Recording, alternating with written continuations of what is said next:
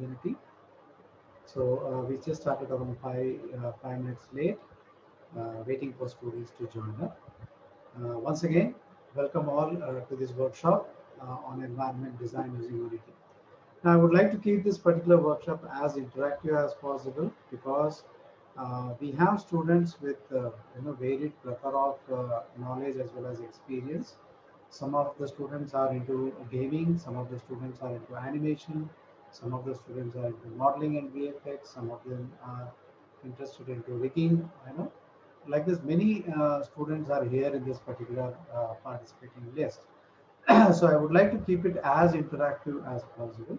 So whenever you want to speak, just unmute at that particular time and you can ask me the questions anytime. Okay. Now, just one typical question, like usually any session that happens, the question that comes up is, what is this environment design? Uh, can anybody enlighten me with that? But what do you understand by the word or the terminology environmental design? Anybody? You can unmute yourself and speak. Don't worry, I'm not going to. Yes, Mohit. I think you're the first person to unmute. Mohit, you're there? Okay. I think it's not audible. Okay. Anybody else? Aditya, can you please respond?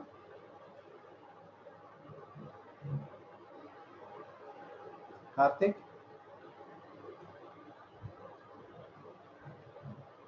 Hello? You guys are there? Hello? Yeah. Yes, sir. Yes, Tori. You're audible and Yeah. we can hear you. Yeah. Yeah, can you tell what is this environmental design? What do you understand by the term environment design? Sir, it can be animation environment or a game environment. Uh, Yeah, so the answer is correct, but usually this particular terminology, what is given, is it gives you two meanings to this. One is environment design is like um, the work environment, like when you what I could say is the workflow environment for creating something. Okay, for example, as we know, like in order to create an animation, we have to create a workflow for that. Steps, a milestone that needs to be created so that we can reach to the end of the production. The same thing for the games also, like right from the ideation stage to the finished game, we have to follow the steps in order to actually reach to that. So creating the workflow environment is also called as the environment design. That is one meaning. But the other meaning is I specifically specified here that is using Unity.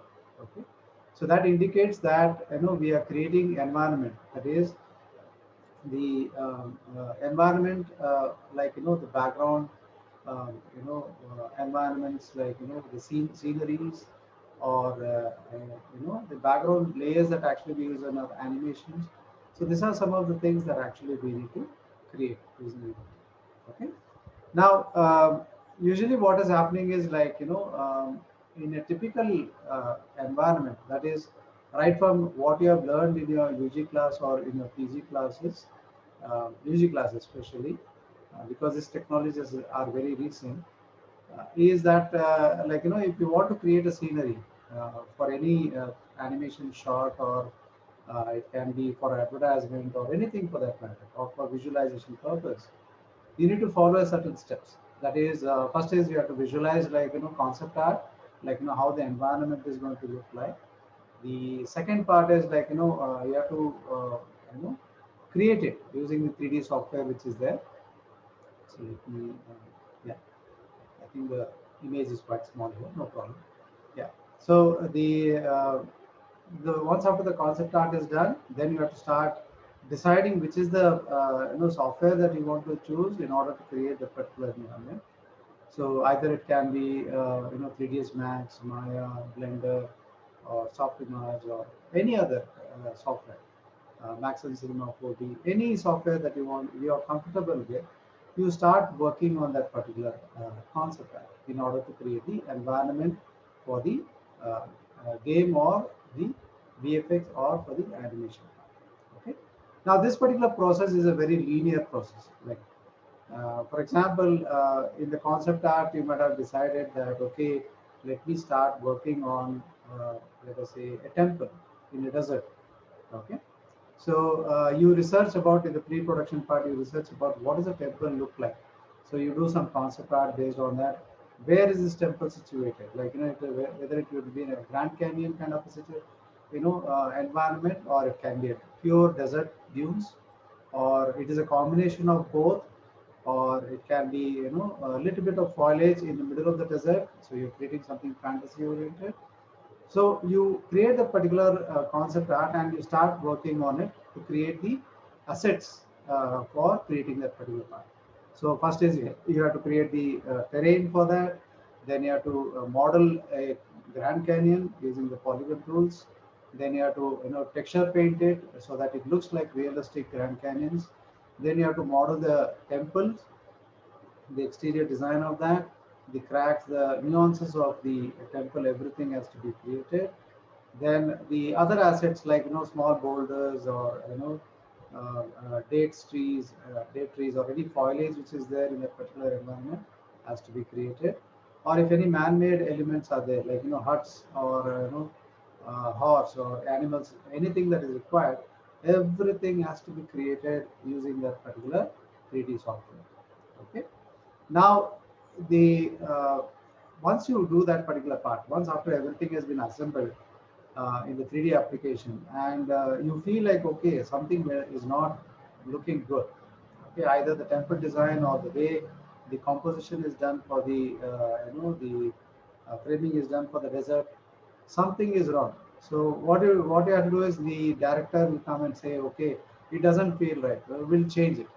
Will totally change it. Like, I want a new temple, or, I don't want temple in a Grand Canyon. I want it in a mountain environment.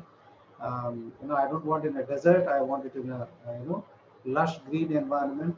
So then what will happen is you will panic because you might have spent substantial amount of time in that particular creation of that particular environment using the 3D software.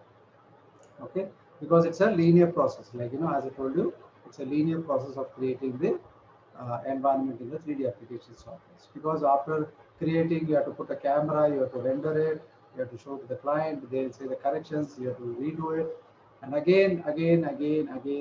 So what is happening is you're losing substantial amount of time and the artist time in order to create this very simple environment of let us say a temple in a forest environment or a desert environment.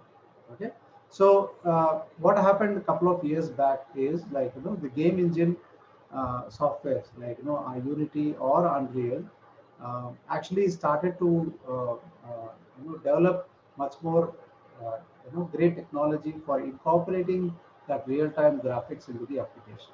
Okay, so whenever we were speaking of game engine, what will happen is real time or the photorealistic render usually will not happen because it's a real time graphics. So achieving that photorealism takes a lot of tool on the system and the software. So that's the reason that technology was not available till now. But from past 1.5 year, we didn't see a substantial increase in workflow management, as well as in this particular applications like game engines like Unity and Unreal to provide realistic, real-time, photorealistic outputs. Now to create that, they incorporated a lot of technology into that, and a lot of workflow has also been incorporated. So now the current trend is, now why this particular workshop has been uh,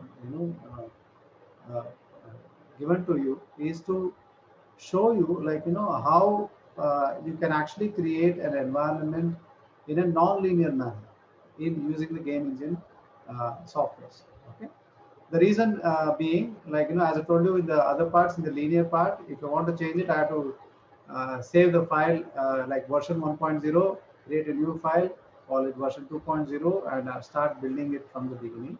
Whereas here in this particular part, you don't have to worry about it, because it is much more easier to actually change things in real time.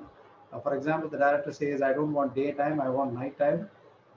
So it's very easy. Like one dial, it can actually change the day to night.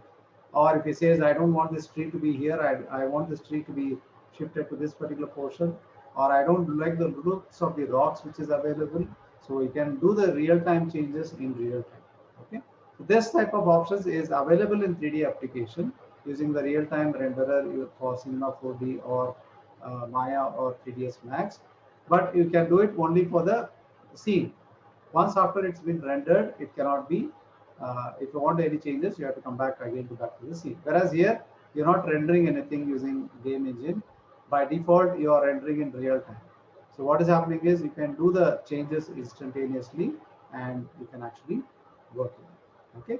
Now, before I go ahead, I'll show you two examples of what is this environment design, and how a simple game engine like Unity and Unreal can be used to create this photorealistic kind of outputs. Okay, so if you can make a note of this if you want. One second. Yeah. Now this is actually a person in Steam. It's called as Caves RD Interactive. Okay. Now he's actually an artist actually who's actually working on. If you just go to the about section, you can actually find out about it. You can actually download the games in. Now this is something like the environments which has been created, like in that particular software. He has used Unreal Engine in order to create these environments, but I'll show you what is the advantages of this.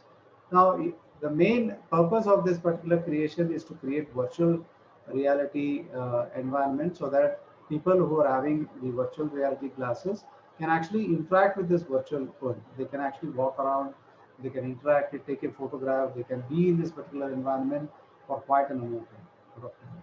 So here, this particular artist, what he has done is, he has not done a fantasy-oriented kind of a world building. He has actually created the actual replica of the environment which is there in that particular location. For example, this particular part is a Castle Rock Beach, which is in West Australia. He has replicated the same thing, a certain part of the island. What he has done is he has taken photographs of it deliberately, means full detailing, and he has replicated that one by one. Okay. So these are some of the environment that he has done. One is the Castle Rock Beach, which is in Australia. Then we have the New Zealand, Marina Valley, which is in New Zealand, which I love actually. One is the Iceland environment. Next is the Japanese, Fushimi mountain, which is breathtaking. I didn't know the Fushimi mountain had so many wooden arches. So only thing is, while exploring this, I could find out the actual environment, how this is going to be. So we're going to start with this particular part. Try to see what all the things that we can actually do with this particular game engine. Okay. So let me just open it.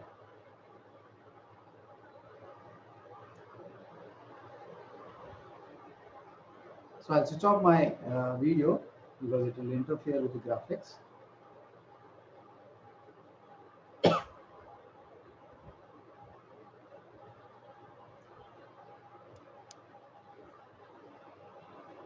It will take some time to load,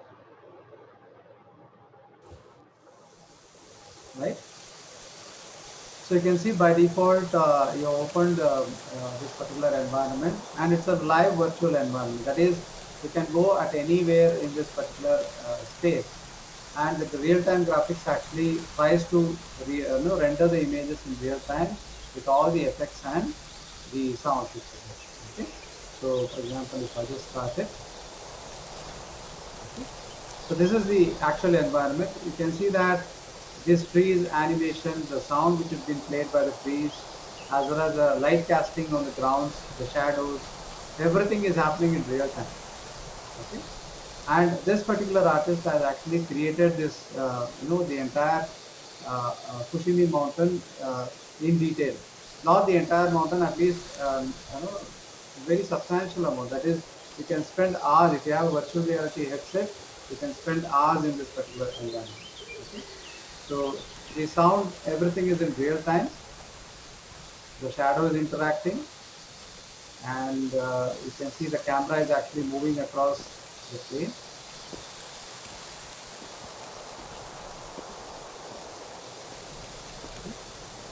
So there is even a waterfalls also in this particular space, but it's a pretty big place. You need to find out where exactly is there. So you can come here. So this is the exact space. Like, even if you go to that actual place, you can actually find out this. So you can see the detail in this. Like, right.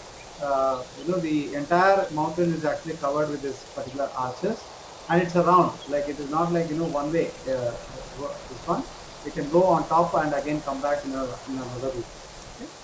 So this entire thing is actually been modeled by this particular artist. So I can come here, I can explore this environment. You can see that the entrance is there and a couple of arches and real-time animations of the trees, the light features, everything is actually active. You can see that the light actually keeps on changing. In certain of these projects, what he has done is he has changed the weather also. That is, in real time, the weather changes. It starts to rain or it becomes sunny. So you can see that there is a water here, and that water animation is realistic. Okay? So this kind of thing. So this entire mountain, the entire passage is being created. So you can see that the foliage. I think there's a waterfall here. Like that. So if I press the space bar, I can take a virtual photograph. I can just place on it, and if I just click on the left arc, I can see the controls, like how we want to click it. You can see that autofocus function is happening, and if you want, you can use the arrow keys. You can change the exposure values, contrast, white balance, focus. 1.2 is there, so 100, and filter. You can select like how you want the filters to be applied. Okay. So once I click on the space, you can see that immediately the photograph is clicked, and it actually gets saved in my file. Okay. Now I can then keep on exploring this particular environment. Okay. So let me just go to this particular top section. Then stop at top. Okay. So this actually can see there's a small lake which has been created with the fog and all. This is actually things which are there in that particular environment. Okay. So like this, the entire mountain has been decided. You can see the model also has been created of this. So I can take the photographs of this also. I want to focus on this. Same thing, space bar, and press the arrow marks. I think that will do the filter.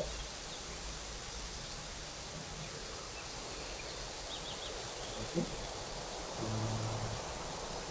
This. You can zoom in, and you can use the manual focus. That is right click and focus value.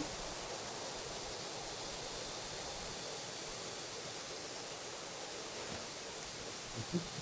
And you can actually take a photo of that. Now this is one of the environment. It looks very interactive, right? These are some of the photographs which was taken while playing that particular environment design. Okay, so you can see that nice bokeh lighting environment which is there, the shadows and the light highlights. You can see the light bounce also actually happening on the trees as well as the options. Okay, so left. Okay, you can see that nice bouquet effect. This is happening, anisotropic effect. Lens flares. Okay, nice shadows and environment. Very soft focus. So like this. Okay, so this is again different environment. This is another part of the. If you keep on climbing, you reach the top of the mountain, where the sunlight is much more evident there. So you can see how the light actually bounces on this particular structures to create the light and shadow. Okay. So the same thing waterfalls which we just took now the photograph. So that is also available. Okay. So like this, many applications are available, which actually games are available, which actually creates realistic kind of environment. Okay. Now let me show you one more also this particular part, but this is the video which I'll be showing you. One second. Sorry about that. I had opened that folder, but I think it got closed because of that. Okay, so this is actually another film which was actually released a couple of months back. But the previous one is again that was done using Unity engine, whereas this particular part is used again with Unreal Engine, but with another plugin that is called as a Quixel. I'll tell you about what is this particular Quixel and why it actually plays a very crucial role in environment design. Okay, so let me play this, have a look at it, then we'll again come back to this part.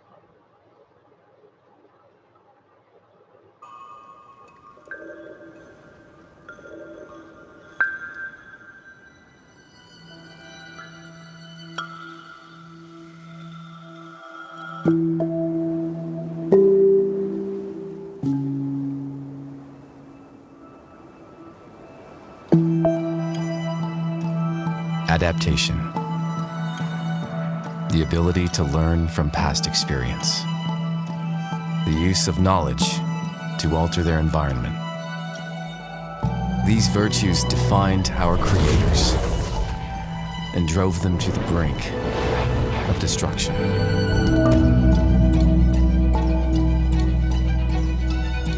But we cannot exist without them.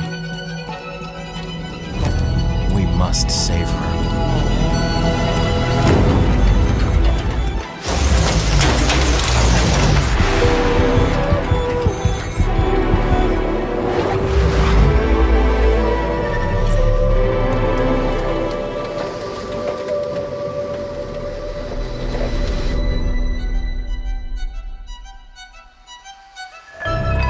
What of our creators exists within us?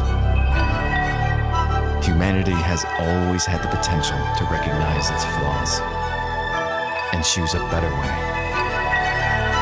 Can we save humanity?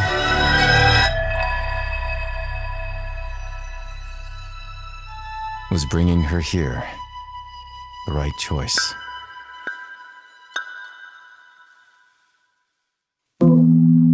As you saw in this, it is quite a very important thing actually we should understand from this particular part. That is the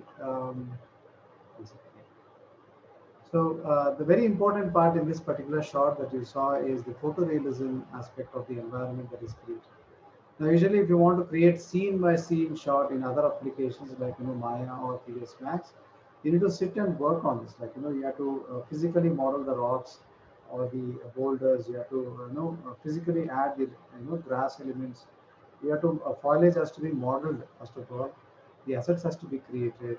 The dynamics has to be added, like for the snow or sorry the fog effect, and the camera settings has to be changed for creating the realistic lighting and rendering options. The depth of field has to be created. So it's a pretty huge task in order to create this. Okay, whereas using this particular Unreal and Unity, it becomes quite an easy task. Why? Because it is by default, by default it opens the light environment and it is render ready. So all you have to do is just add the assets together and you start working on this particular part. Now, similar way, Unity had produced one particular demo of its features which relates to the environmental design of that. Let me show you that particular part. Then we'll start working on the game engine.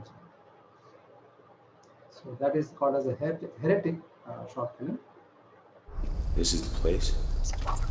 Doesn't look like much.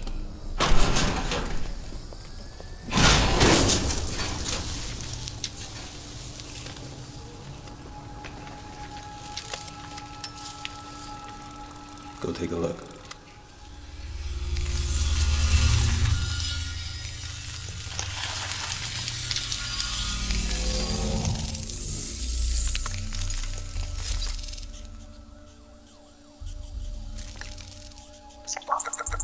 Yeah.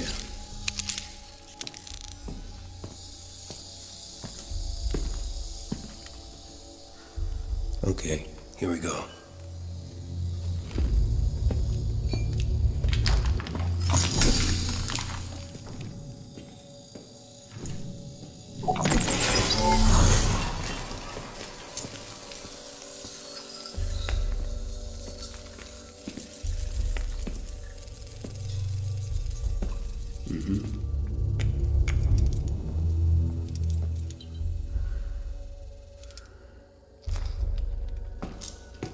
So who exactly is this guy? You're kidding. They're a fairy tale, Boston. Don't be an idiot.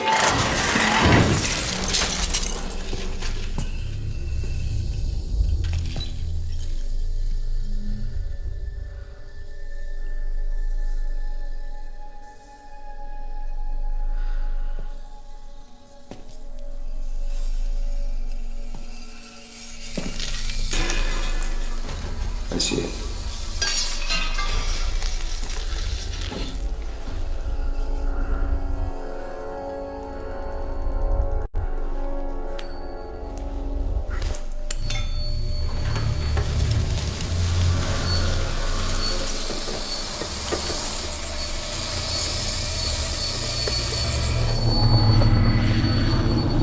Open it. Wait.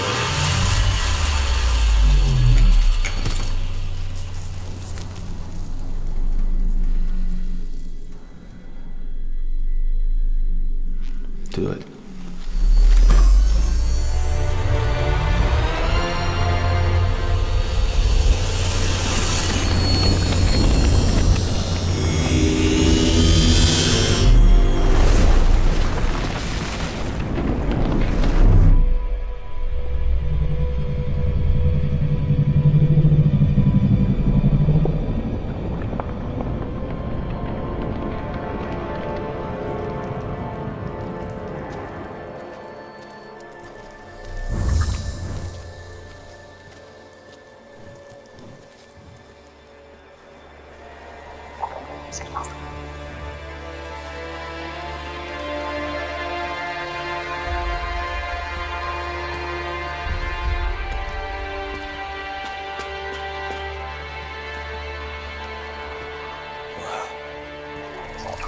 Can't believe this place is actually real. This makes no sense to me, Boston. But you might happen to be right.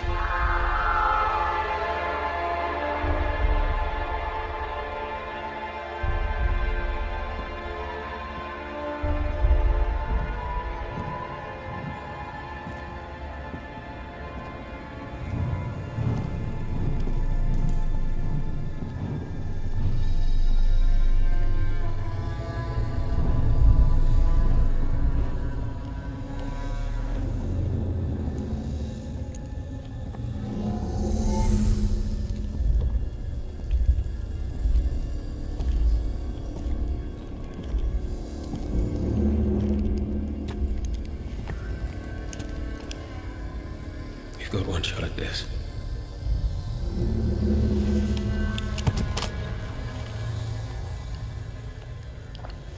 I've got one shot at this.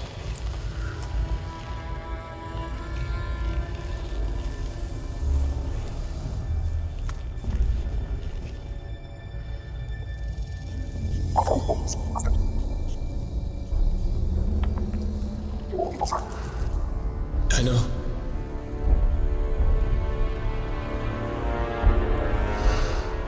I know.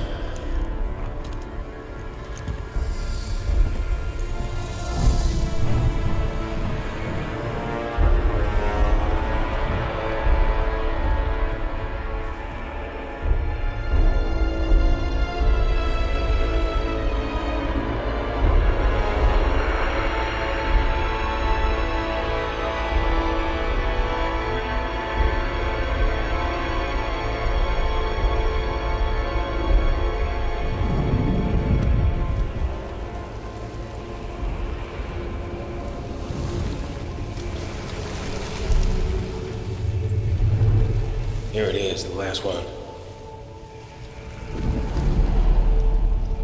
We know that now. Give it to me. Give it to me.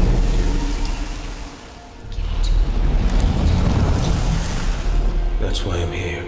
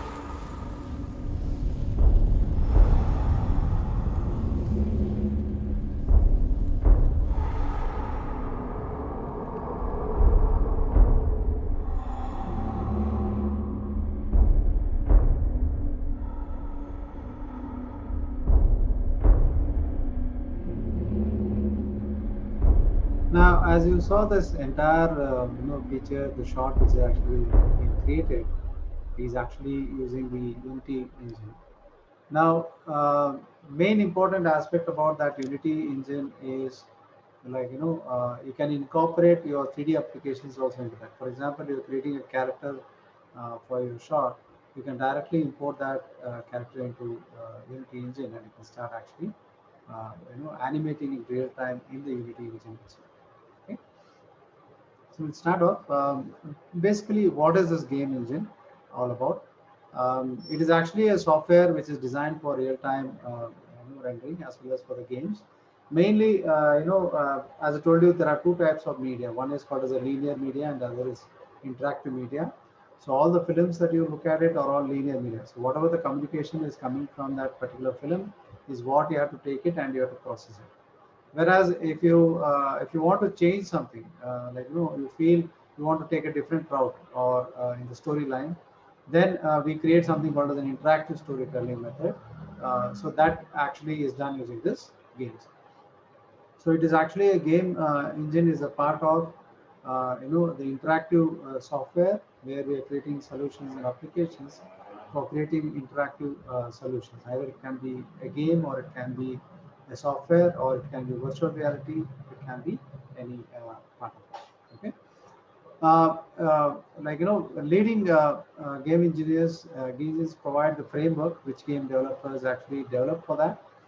And there's a neck throat a competition between the game engine publishers or these software developers.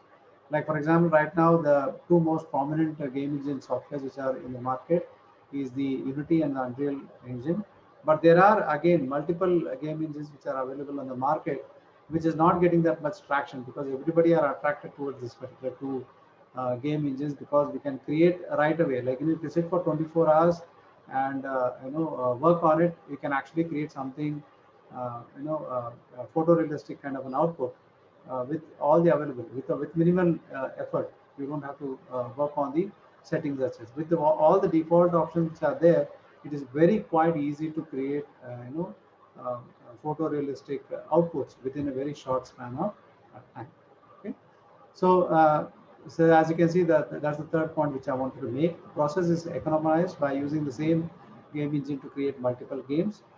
For example, I can use this game engine to create cinematics for the film, or I can use it for creating the cinematics for the VFX shot for advertisement, or I can create 2D games.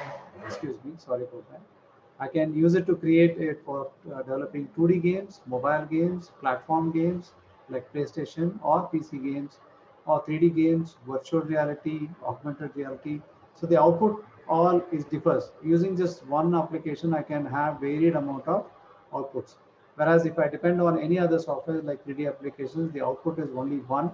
That is, you have to export it as a output as film format or a video format. From there, I need to work on the things. Okay. So what are the main components of the game engine? Like when we consider that, I know very few people are here in this particular group who are very new to this game engine concept. That's the reason I'm just explaining the basics of it.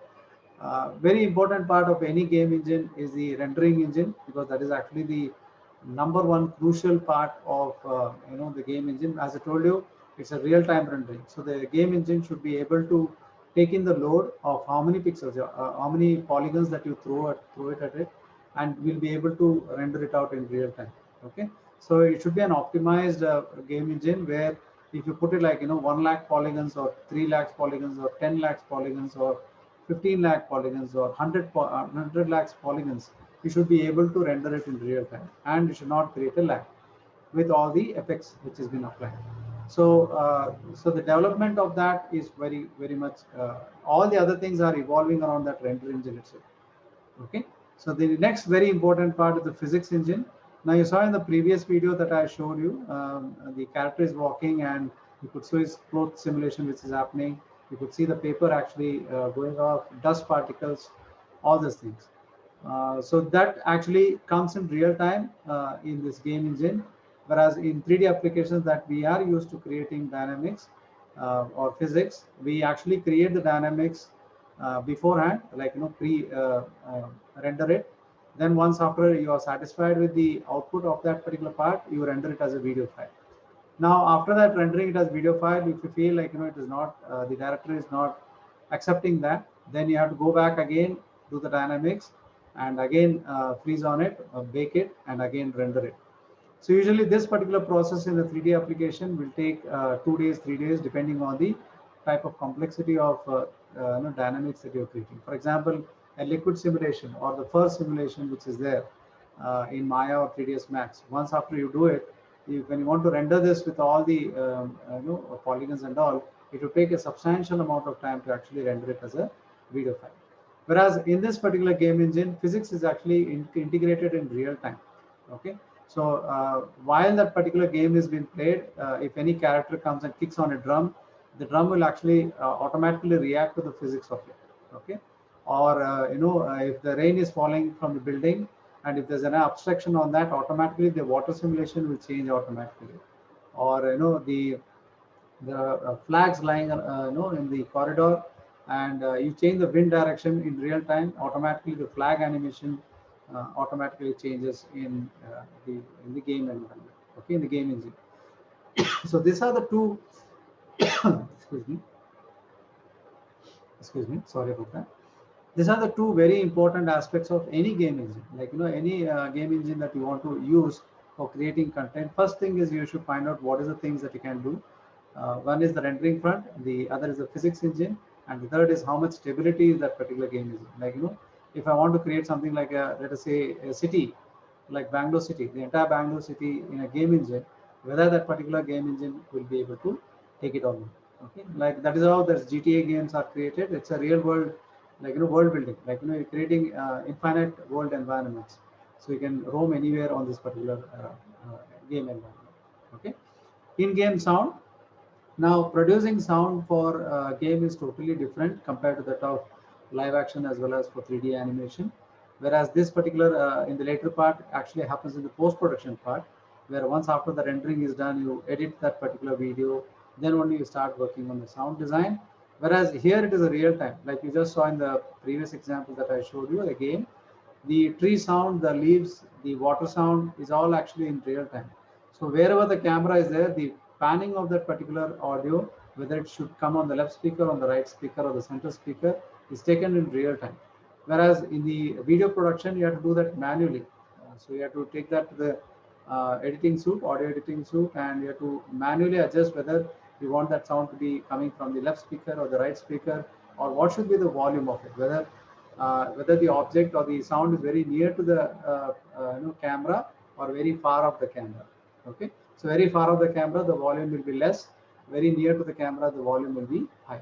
So in this and all has to be manually created in the video production or the VFX production. Whereas in the game engine, it is all happens in real time. So all you have to do is just place the sound in the environment, and the game engine will automatically find out what is the distance between the camera and the sound, and will automatically adjust the volume related to that particular part. So that is usually called as a spatial sound. So it tries to create a 3D sound by looking at the position of the camera from the object which is having that particular sound. The very important part, again, this is quite an important aspect now, because everybody started to work on this. That is called as scripting. Okay. Now, when I say scripting, you might get jolted out, like whether it is writing programs actually.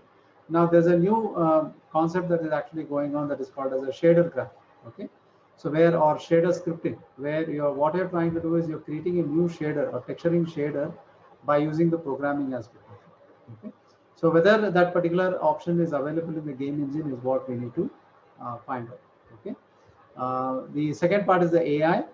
Now this actually solves a lot of problems, especially for cinematics as well as for game production. For example, you're creating a scene, just like let us assume Lord of the Rings kind of a situation where the war is happening, and you have to create a cinematics of it, where there are tens and thousands of army soldiers getting ready for war, and they are starting to run towards the enemy. Okay. Now, usually in VFX as well as in 3D animation production, we use little bit techniques. Like, what we do is we create 100 people simulation, and we just replicate it in VFX or in the post to create that simulation of tens and thousands of people in that particular scene. Whereas here it is automated. Like, the AI in this particular game engines are so advanced that it can learn itself.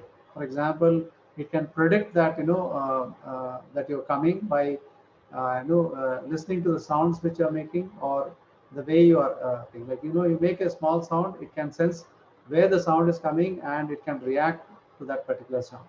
So either by shooting at yourself, or escaping the bomb or escaping the bullet, and this kind of things. How many of you played this Crysis game? Can anybody respond? Crysis? Anybody? Yes. Yes, Supratim?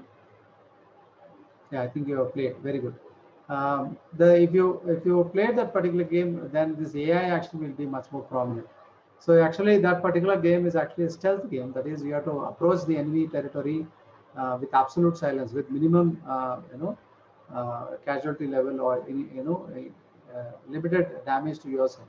So as nearer you go to the environment, to the enemy territory, the enemy can sense that you are there, like by looking at visually that you are there, or by the sounds that you're creating, by walking on the grass or by on the sand, or that kind of things.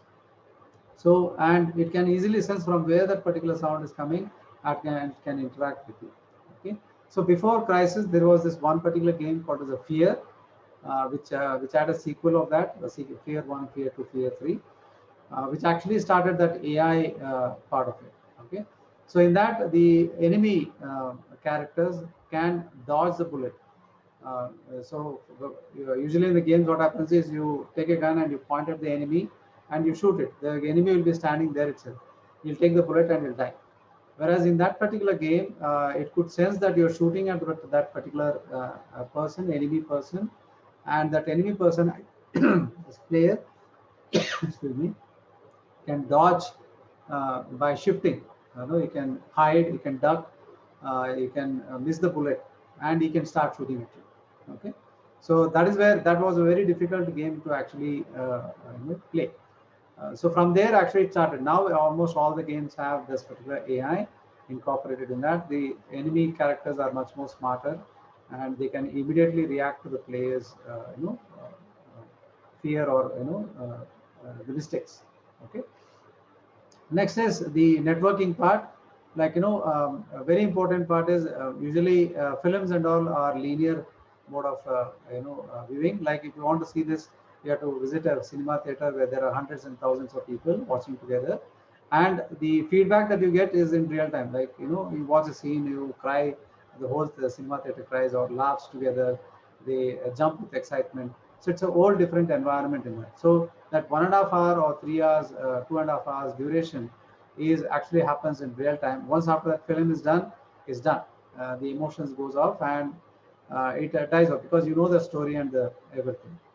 That feeling is gone. So that exactly that duration of the film is what excites that particular audience. Whereas here in the networking aspect, what happens is it gives you a chance where you can interact with the different people all across the globe. Okay, who wants to play that particular game? So that option should be there. Whether it can be a network, networks can be created so that the games can be created as a multiplayer games. Okay. Then a new feature actually was introduced that is called as a scene graph, which actually shows all the elements which are there in this particular scene.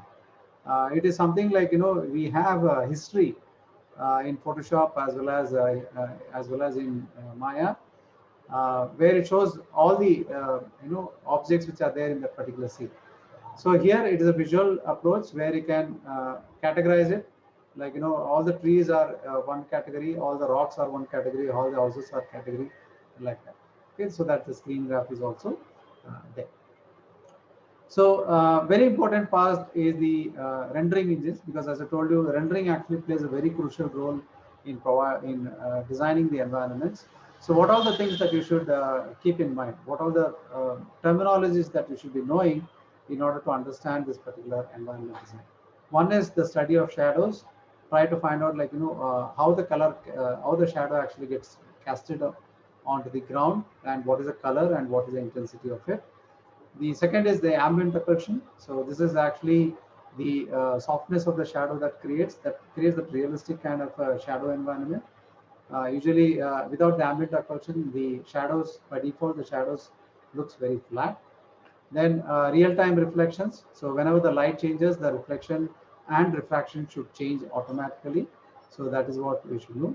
Global illumination is a concept that actually talks about the radiosity, where the light actually bounces on all the environments and create a bounces light. For example, you can see in this particular image here, though the light source is only one, it is actually hitting the floor, hitting the wall, and getting illuminated the terrace.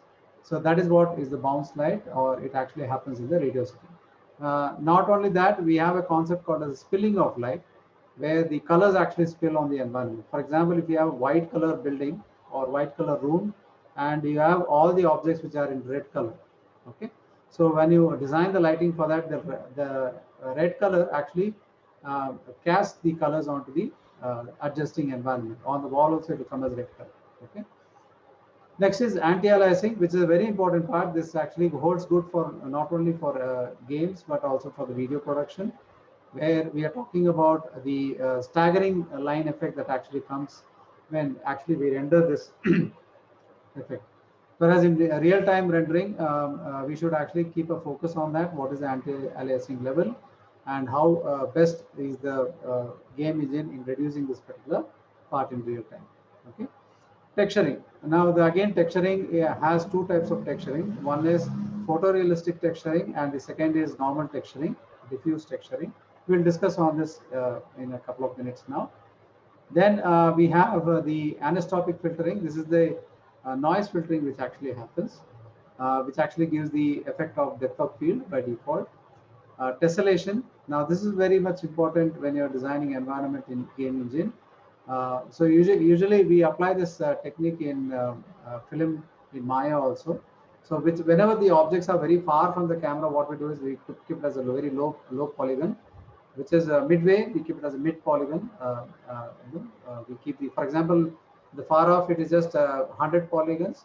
In the mid frame, it is actually 100,000 polygons, and any object which is very closer to the camera, we keep it at 10,000 or 15,000 polygons. So the quality of that particular actually keeps on reducing. So what happens is we are reducing the rendering time and the burden on the software also to render that particular part.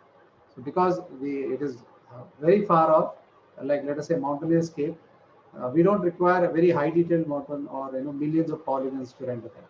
So what we do is we use this technique of low polygon, medium polygon, and high polygon. Usually, in a technical term, is called as a LOD format. That is level of details.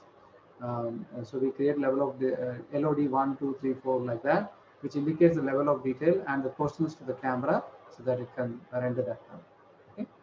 Next is water. Now this is something which is very good in game engines.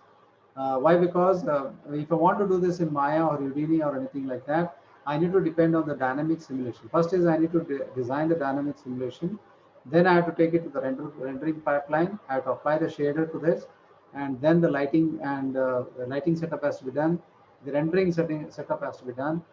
Camera setup. Then the rendering happens. Then the post work in order to create that realistic water that you see in the advertisements like Fanta or Pepsi or that kind of things. Whereas in game engine, it's quite easy because by default there are shaders which are available which can actually create realistic looking waters. Okay, like you saw in the previous example in the game, we took the image of the water flow. It is actually happening in real time, and the person who's designed it actually draws a water layer on top of it, or he applies the shader layer on top of the object, so automatically creates that particular effect. Okay. Then, sorry about that. Yeah. So then we have this particular fog environment. Now, this is something which is totally dependent on the artist who is actually designing it. There are two levels of creating the fog. One is you simulate it using the dynamic software, like using the particles, and you create the fog environment using the particle renderer. Or what you do is you use images and manipulate that particular images to create the animation of the fog. Usually fog happens is it moves very slowly and it actually swirls as it goes on. So what you can do is you can apply the noise modifier to plane and apply transparent image of the fog, and it actually can simulate that particular environment. That is actually one of the techniques that actually we use for creating that fog environment. Otherwise, the latter part, the using the particles is a pretty laborious process, and it takes quite a number of system resources in order to produce it. Yes, some of the some of the close-up shots, if it is requires a fog, we have to do the particle simulation. If, for example, in this particular scene, the fog is somewhere far in the background part of it. In that case, you can actually use the fog images, apply the noise modifier, and move it, animate it, the layer, so that it moves left to right depending on the scene. Okay. Then SDR rendering, high dynamic range, lighting image rendering. So by default, game engines have this particular SDR rendering by default attached. Even the 3D applications also have it. Whereas here it happens in real time. I change the SDR settings, I can see the output in real time. Whereas in 3D applications, I need to render it to see it as a output part. Okay. Then depth of field is quite an important part. You can see the previous example we saw how I was able to change the depth of field in real time by focusing the camera. I can make the camera to focus on one particular object and come back. So that happens in real time. So these are some of the things that actually are the features in any popular game engine. Okay. Now, environment physics also plays a very crucial part in environment design. For example, how the whole environment actually changes depends on the wind that is there. So wind direction, the light, sunlight that is falling on the environment, all this actually plays a very crucial part. Okay, so for example, here the snow is falling. How the snow has to fall on that objects that has to be created, and the wind direction actually changes the wave direction in the ocean, as well as the tree animation. So all this physics is actually inbuilt in the game engine. Okay, so that is what you should actually keep in mind. Okay. Okay. Now we'll come back to the Unity part. We'll come back to Unity. Let me just come off this PowerPoint presentation. Yeah. So very important part in this particular part. You can imagine this. Yeah. So this is actually something called as a Unity Hub. When I just open the Unity website here, if I just want to install this particular part, Unity engine, you can actually download it. So you can actually go to Unity Pro. You can actually download it, or you can download the basic plan. Okay, so you can just individual, and you can download the student, personal, and whichever the version, the free of cost it is there, you can actually download it. Now, there are two things. There are a couple of versions which are available, which are offline downloads, which actually you can download. Just like any other 3D application like Maya or anything. First is they'll give you a small software. You open that software and the remaining software is downloaded and installed. The same way here also it happens. So first thing is what it does is it installs this very small software called as a Unity Hub. So this Unity Hub is something like a middle frame. Sorry about that, is actually Unity. So this actually happens as a middle ground where it also creates the projects as well as it maintains the software which has been installed in the computer. So for example, right now I've installed two versions of Unity here. One is 2019 and we have 2020 version also. Okay, so I can decide, like, if I want to do a project, which is the version that I need to select to create the particular project. So once we create a project, let us say a new, let us say it asks for that particular part. I'll just select 2019. So then it asks you what is the type of projects that you want to create. By default, these are the default projects which are there. That is, we have 2D project, 2D game, 3D game, 3D with extras, meaning we can add the physics dynamics, high definition RP, universal render pipeline, FPS, first person shooter micro game, auto showroom. This is for the lighting setup. Then karting video game, 2D platformer, this is for the mobile games, AR, mobile 3D, mobile 2D, and then we have virtual reality, and we have Lego also by default, which is available. Okay, so you can see there's 7 templates are there, which is actually used by anybody. The most commonly used is a 3D part, where it creates a very blank 3D setup where actually you can start working on this particular part. Okay, so let me open this. Let me explain what the other things are. The other two things that we use for environment design are these two part. Okay, sorry, this two are high definition RP and universal render pipeline. Now, universal render pipeline, as the name only indicates, that it configures project settings for projects with performance, wide platform support, and easier for customizing graphics for primary consideration. Now, this is a customizable render, meaning you can use the scripting to customize how the rendering has to be done. So it is becomes very much easier. Okay. So, but if you want a high quality, like photorealistic kind of output, then you have to use the high definition RP. The only problem with this particular high definition RP is you should require a very high level or the very high quality graphics card. Without that, it doesn't actually work. Your laptop will actually struggle to actually render this particular if you don't have the graphics card. So I assume when you're starting with this, I recommend that you start with the 3D part, because it creates a 3D very basic part, but actually you can customize it later part in the scene. Sir, Yes. for high definition RP, what is the minimum graphics card? Would you happen to? I think 970. Right now, I'm having 970. Okay. That is actually more than enough. If you have more than, I think most of the students are having 1080 or 1050, 1020 GeForce, right? Yes, sir. I think that is more than enough. I'm having 970, but I'm able to create very basic scenes in that particular card. But I cannot overburden it also. Okay. Because as you know, right now the price of graphics card is much more compared to that of the motherboard and the CPU combined. So it is a very hefty investment that needs to be done. Okay. So I'll just create a basic scene. I'll just call all that the environment. Okay. So it will take some time to open. Now, by the time that actually loads, I'll open the Unreal Engine. Now, this is actually um, the new features which are there, which actually create the photorealistic kind of output. And some of the features have been given here. So in that, if you look at the landscape and terrain tools, there are a lot of tools which are available for creating the environments in this. Okay. So it is taking some time. So you can see that landscape tool models, this is actually a tutorial. So you can create this kind of landscapes, the cloudscapes, everything is available ready. So this is what I was talking to you about, the level of detail. Usually in the Maya software and all, we have to do it manually. There is an option to do that. Whereas here it is automated. Depending on the camera position, it automatically creates the LODs. Okay.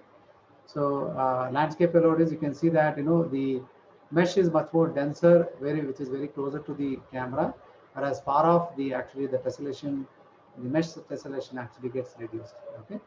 Then we have the full resolution normal maps, which actually gives you the realistic feel of the lighting. Okay. So you can see that vertex lighting, high resolution pixel lighting. These are some of the new features which are integrated in this particular part. Now, actually, this particular Unreal engine has tied up with another company that is called as a Quixel. Now, Quixel before was a company called as Megascans, which was actually creating hyper-realistic texture assets, model assets with textures, so that it can be integrated into the design. Okay. Quixel is something like this. Actually, some of you might be knowing about this. Like, we have this, Megascans. You can actually work with this. We have a mixer. These are the two things which are there. Megascans are already pre-rendered or pre-captured assets that you can actually download and use it in real time. Whereas mixer is you can modify that particular part. Okay. So for example, in Megascans, if I just go here, you can just browse the Megascans here. Okay. So this is something which is available here. Now, very important part in this particular part is the some of the new surfaces which are there. Let me select this particular part. Okay, so you can see this is the type of things which actually you can download it in real time. Assume that you need to create this in any 3D application. It will take quite an amount of time, the entire day, to create this particular part. Whereas this is available for download within 5 minutes. You can have this particular downloads installed into your parts. Okay. So the number one word that you should understand while working with environment design is assets. Like, as much as possible, you create the environment design using the assets. If assets are not available, then you start thinking about creating it in the 3D application. Okay. But I am pretty sure, for almost all the types of environment building, world building, there are assets available in the market which actually can be worked on. Okay. So actually, let me sign in and I can actually look at it.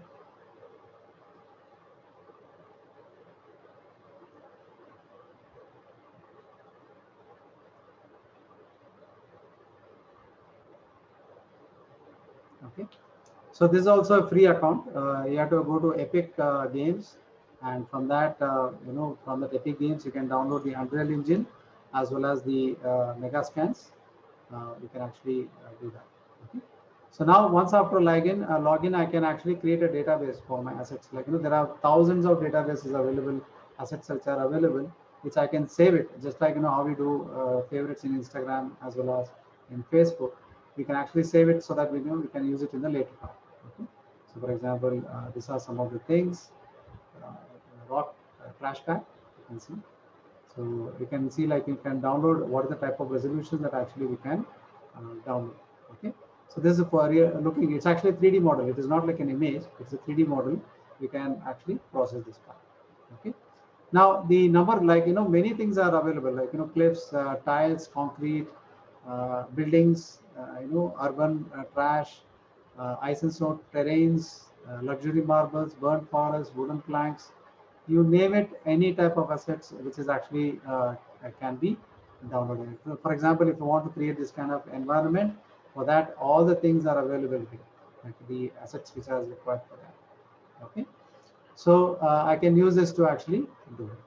Now, very important part in this particular part is the the once again, let me change this to historical. So you can see that this is the thing. Now, very important in this particular part is something called the modular design. Now, anybody can tell me, give a light to me, what is this modular design? So something that you can change and modify.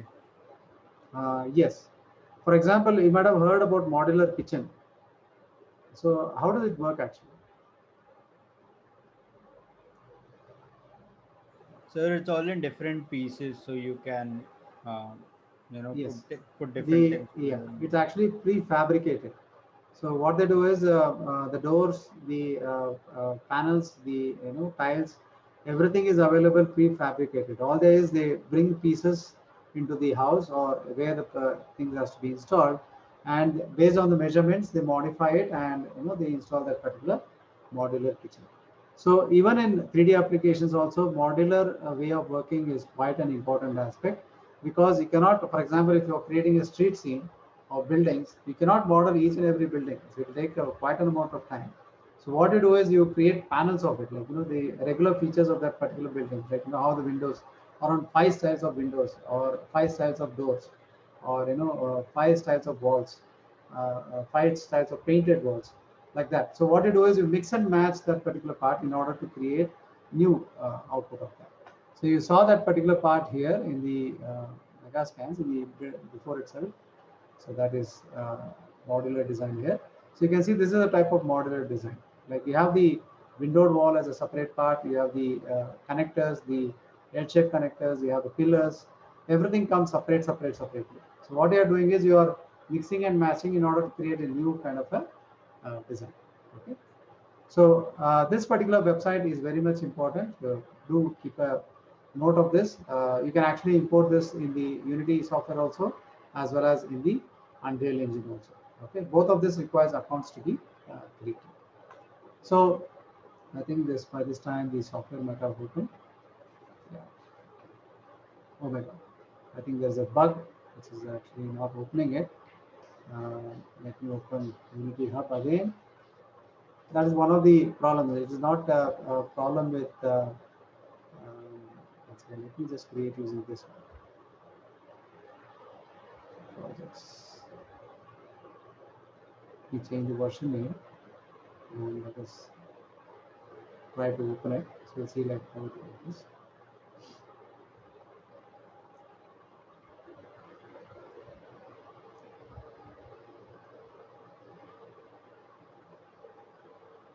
Okay, by the time it initializes,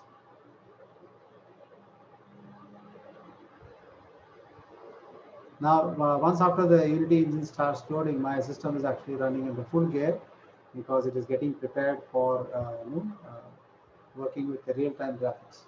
Okay, so that particular part. So by the time it loads, we can have a look at it. This is the Quixel part that actually we can download it and use it.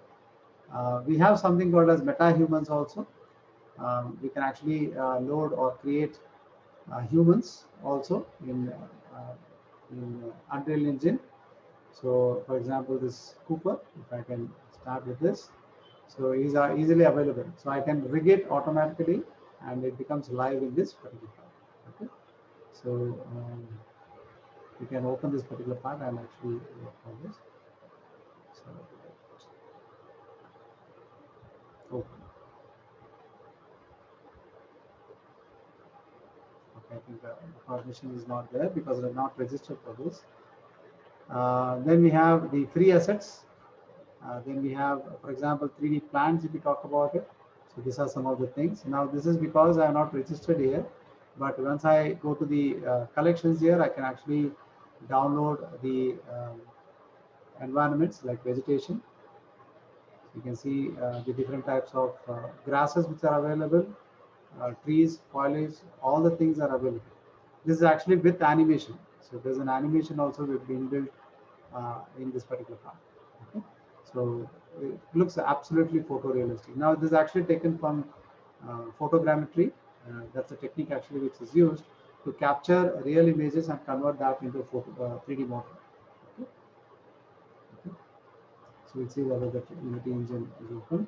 So I think it's still opening that part. Okay. Now in Unity, let's just go back to the Unity part.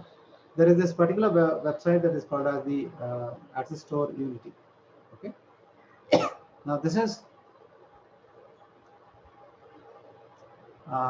actually the place where we download the free assets, or if you want to download the models, they download the filters, they download the shaders, everything can be done.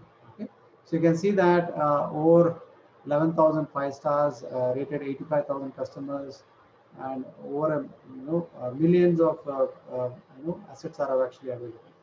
So if you just go back to the categories here, like for example the popular ones, so you can actually go, or you can go for the free part. You can find out a couple of free assets which are easily available. So for example, if I just go back to, let us say, templates, okay, and if I just go to environment, you can see there are almost 7,748 environments which actually you can download and utilize it. Okay, for example, you can see there's something called a detailed medieval castle, which is easily available, city environment, urban environment, and you can actually download it and you can actually use it. You don't have to do anything. Everything is available here. You can just start working on the cinematics or do the animation which is required for this. Okay. So now I can see the types of environments. So this is what is modular design. So you can adjust the pieces together to create a new house template. It's just like a Lego part of it. So we can actually create this particular part. Okay. So like this, many assets are available. Some of them are payware like this, where you need to purchase. But majority of the environments are, we can actually search it for free. You can see that the pricing is there. If I just go to 0, I just say free assets. There are almost around 558 free assets which are available as of now. So for example, a Snaps prototype, sci-fi kind of a prototype, which is available. City, the whole city environment which is available. Industrial set, which actually can download and use it. Sci-fi modular pack also available. Destroyed city, vegetation. Like this, many environments are actually available. For example, if I just select this one, sci-fi, you can have a look at it. What is the type of things that comes up? Okay. So I think we have another 10 minutes here. I'll try to see how much is possible. I'll try to show you. If not, we'll reconduct level 2 or the continuation of this particular workshop, where we'll actually create the actual environment using this particular game images. Okay. So we'll conduct it as a workshop mode where you can actually create it yourself in the workshop itself. Okay. Okay. This is actually for snapping. So it automatically snaps to that particular part. Industrial part. Any doubts, Joel? No, sir. Okay.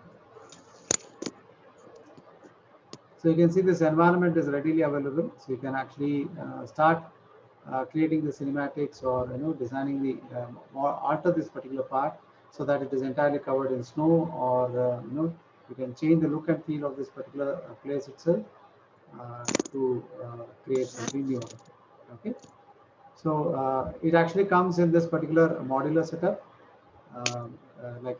separate. It comes like that. You can actually add or delete the setups to create something new. Okay, so everything comes in a modular design. Okay, like that. So we'll see that whether it is open. Yeah, it is open. Okay. So how Now, is Blender for real-time rendering? yes, now the Blender actually has incorporated a lot of new things, but for creating game cinematics, like for creating games, that particular feature has been removed right now. But in order to create cinematics for games, it is very much good, because there are a lot of post-production effects, and you know, the type of renders are actually added. It is much more better compared to that of the previous. Actually, the changes actually happened in 2.8.1, but current 2.9 also has having a lot of features incorporated in that. Okay, that's the reason the entire animation fraternity around, they are slowly shifting towards Blender, because it is free of cost, and only minimum license we have to give for producing any content in that for production. And the support group is there. A lot of support group is there. Actually, you can help out in this. Right? It's something like one package. You can do all the things in one package itself. 2D animation, 3D animation, VFX, editing, sound design, everything can be done in that particular software itself. Color grading also, you can do it. Okay. Okay, Yeah. thank you. So this looks like an environment part, blank environment. You can see automatically by default the light and the camera is added. So if you want to look at from the camera point of view, you can just click on the game. So you can see the horizon which has been created. So this is the hierarchy where all the objects which is related to that particular, you are importing into the scene is actually shown, or creating something in the scene is shown. So what I'll do is I'll directly go to the asset store and try to download a couple of assets, because we have very less time, maybe 5 minutes. So we'll try to download which is the assets which is you can actually download. Once again.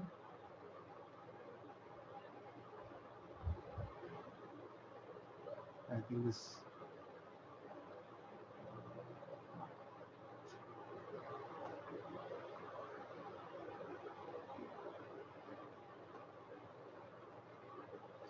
Where is it? Asset store.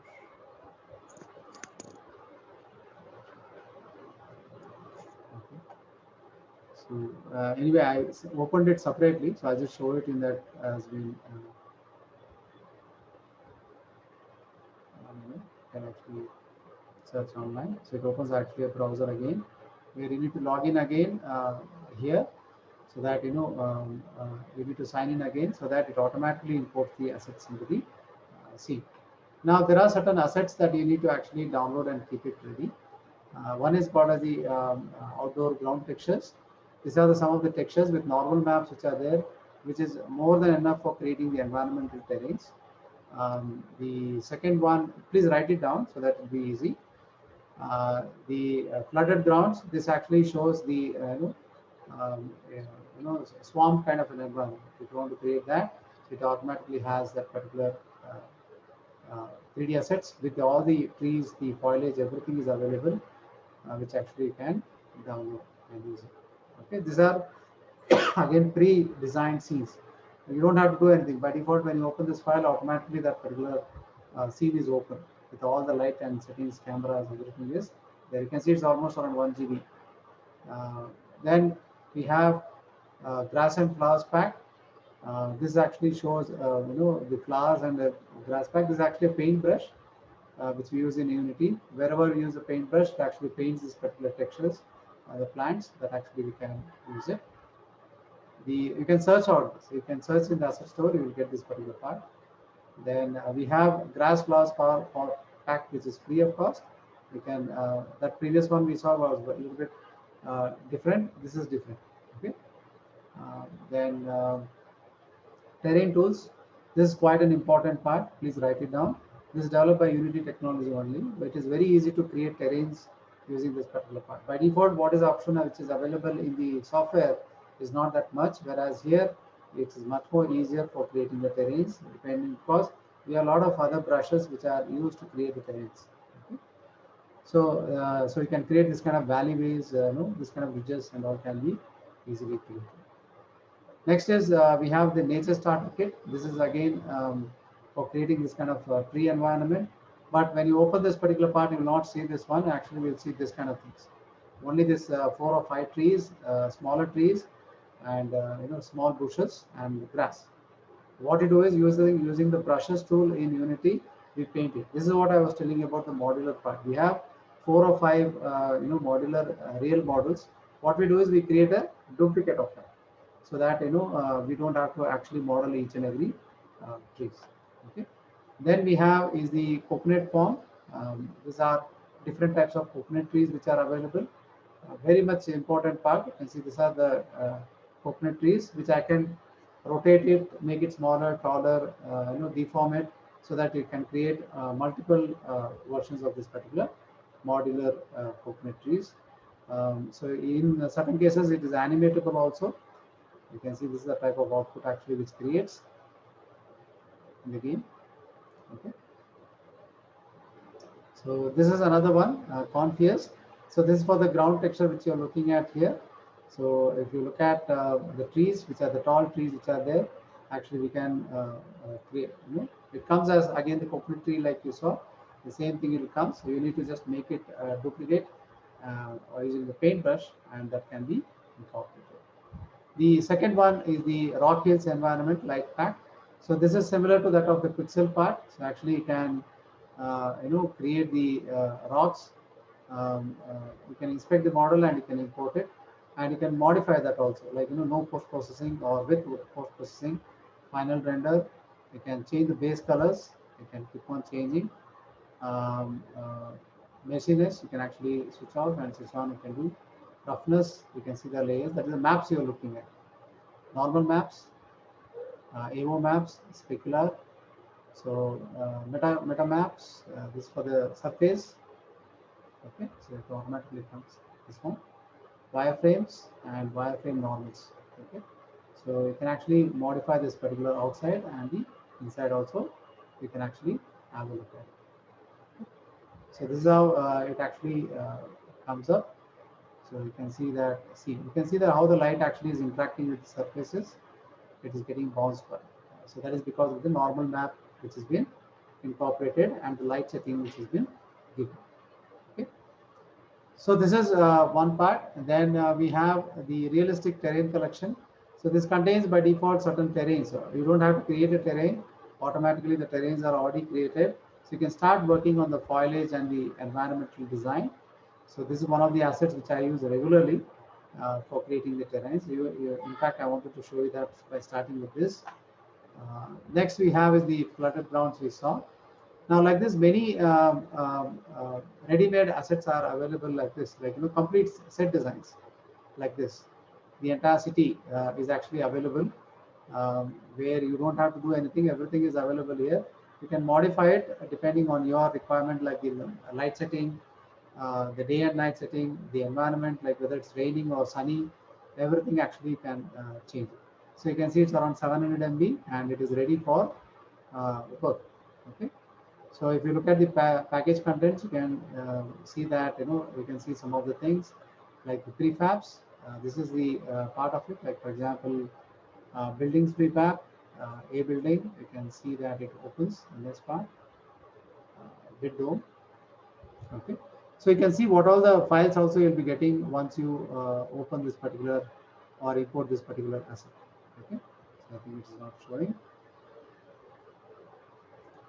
So I think it's taking quite a number of time. Okay.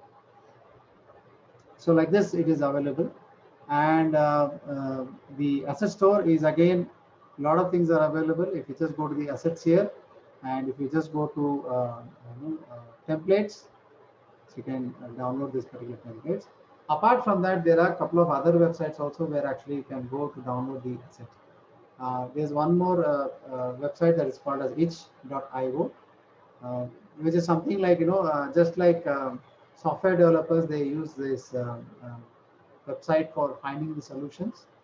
Itch.io is something related to that, where you could find the entire game with source code available for you to download and modify.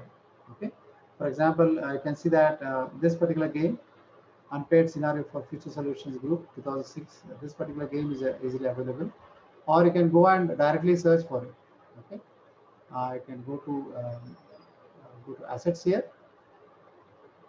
So these are some of the assets which are there. I can download 3D.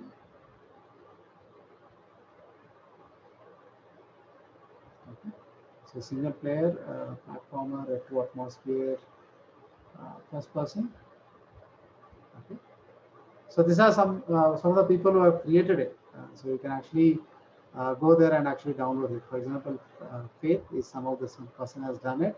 So some people, what they do is they give a source file, like in installing that particular Faith level, you can actually install it and play. Whereas in certain people, they'll actually give the source files to that particular game, okay, which actually you can download it and use it. Okay.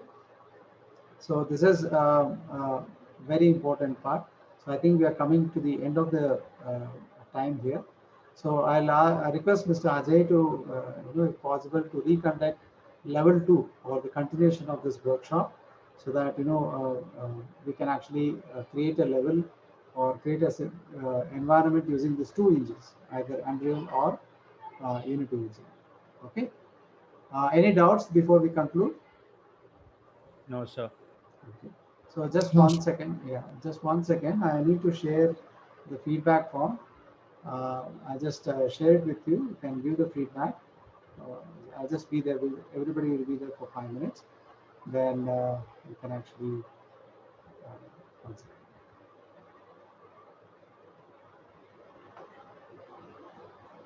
Yeah. So I'm just posting that particular in the chat box. So everybody can open the chat box.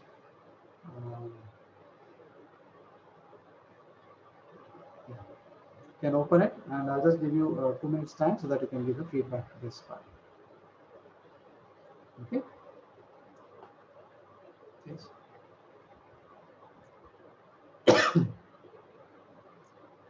Now creating environment design is not an easy part, because it takes, just like learning any other software, it takes time and dedication to learn this technique. But with the points out that was discussed today, I think it might interest you to start looking at this particular game engine softwares much more seriously, and trying to learn from that particular part in creating the environments for your animation projects, your VFX projects, or the game projects that you're actually working on. Okay.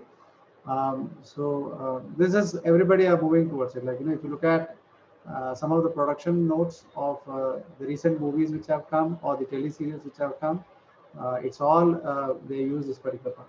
By the time you're giving feedback, I'll just show you one video where we can see this, the use of Unreal Engine for creating the background environment for VFX.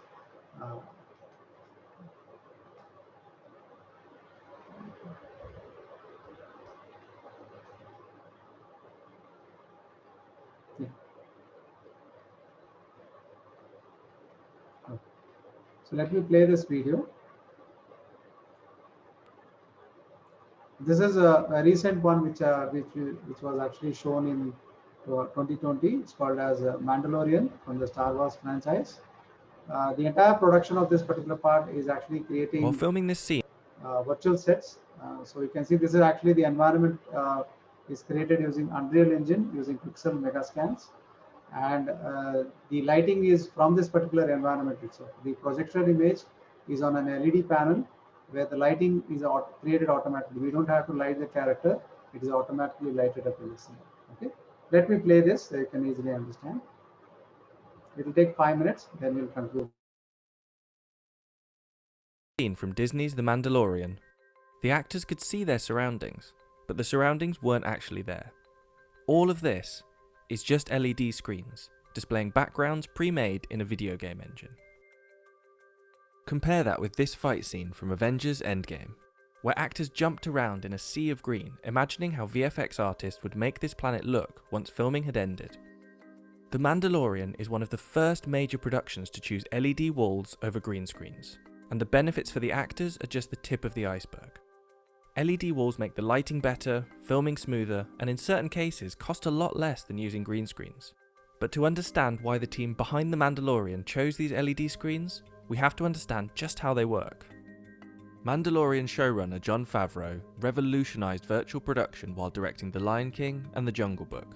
However, the process for these two remakes still relied heavily on blue screen and post-production work. For The Mandalorian, LED wall technology seemed like the next logical step, given the show's production budget and time frame. Now, you may be thinking, this isn't so new. I've seen something like this before. And you're right, kind of. The predecessor to what we see on The Mandalorian is a driving scene like this one from Dr. No. You've got the actor in the car, and behind them, a screen with footage of the road they've travelled. But the technology was limited.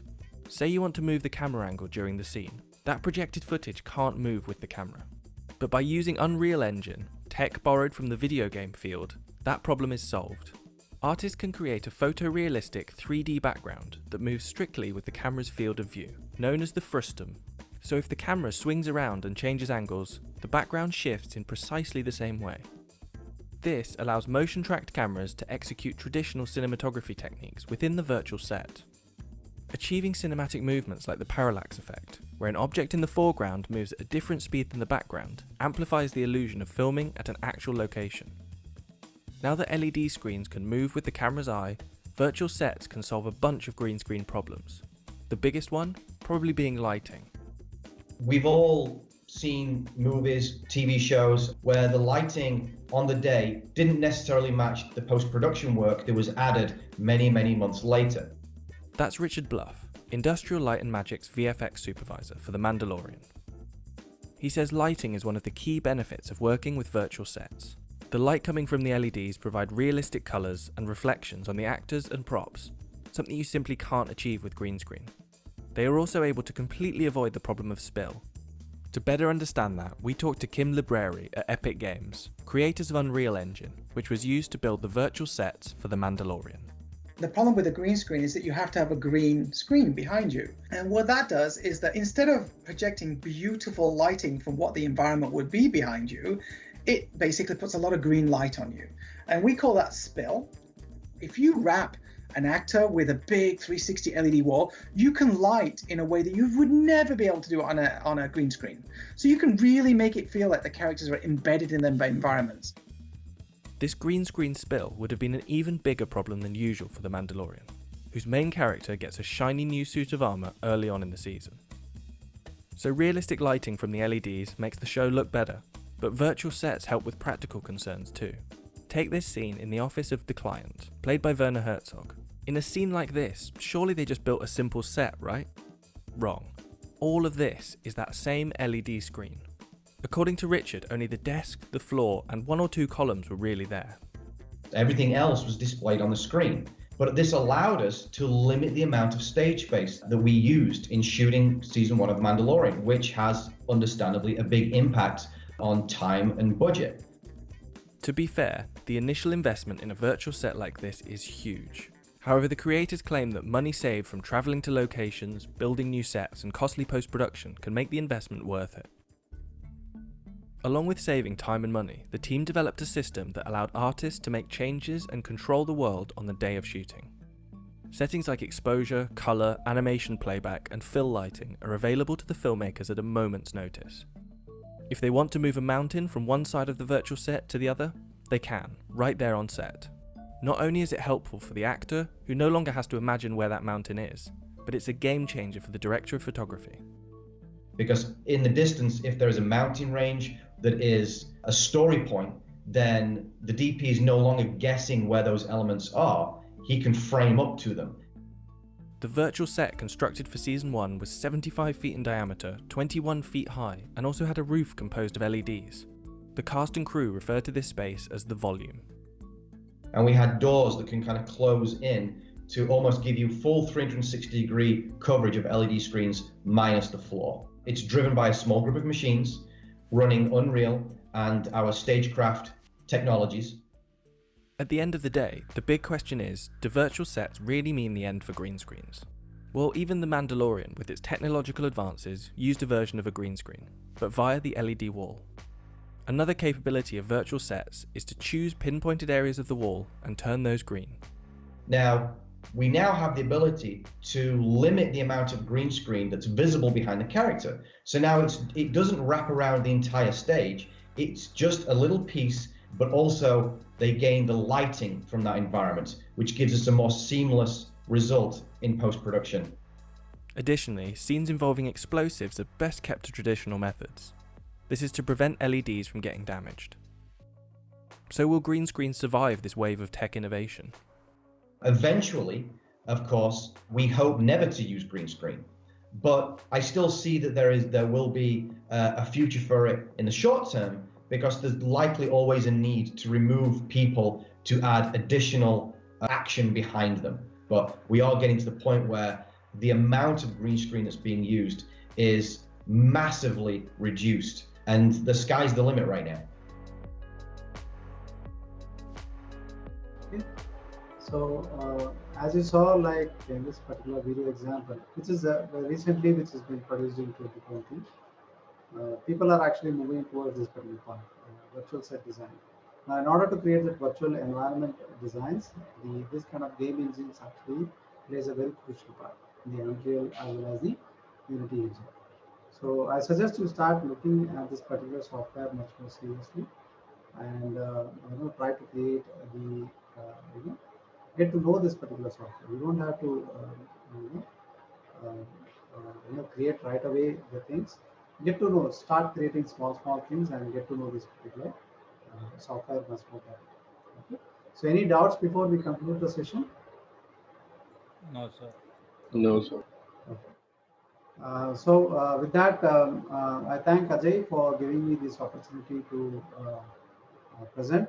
So I request again, if possible, to conduct a second version of this, so that we can actually look at a practical aspect of it, creating the environment. I think all of you understood the seriousness about environment design and the tools which we actually use for creating the environment designs. So in the next part, we'll be looking at directly the application oriented, where we start creating the environments based on the concept which has been created right in the workshop itself. It is not something like prefabricated like modular part of it. So we'll sit in the workshop itself, work on a concept like what is the environment that we want to create. We'll try to source it out the assets. If the assets are not available, we'll create it, and we'll actually work on it in the engine so that we can create a finalized output of that. Okay. So thank you for participating in the workshop today. I hope this particular workshop has given you a little bit insight about the importance of environmental design. So thank you for attending. Take care of yourself and family. Have a nice day. Thank you. Thank you, sir. Thank you, sir. Thank you. Bye. Thank you, sir.